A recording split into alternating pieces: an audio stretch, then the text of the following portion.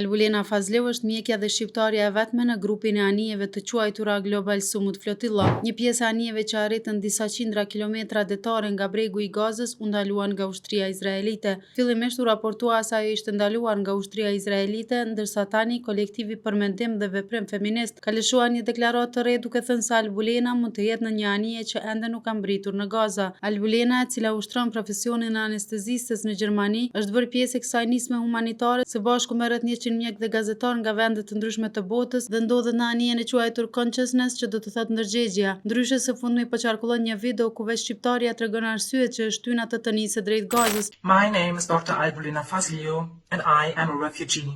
Being born in the 90s in a small occupied territory, today known as Kosovo, I caught just a tiny glimpse of what occupation actually means.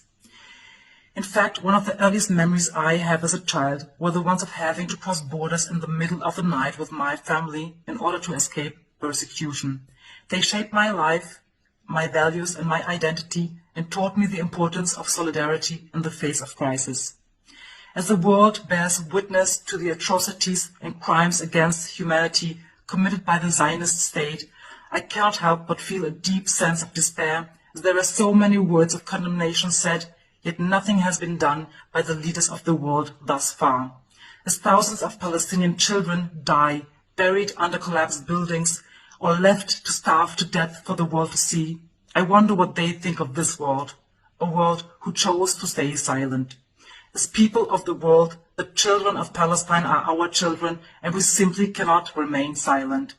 Today I leave my family and friends in the safety of my privileged life to stand up for what I believe to be an absolute and universal truth, that no child in this world deserves to be killed deliberately.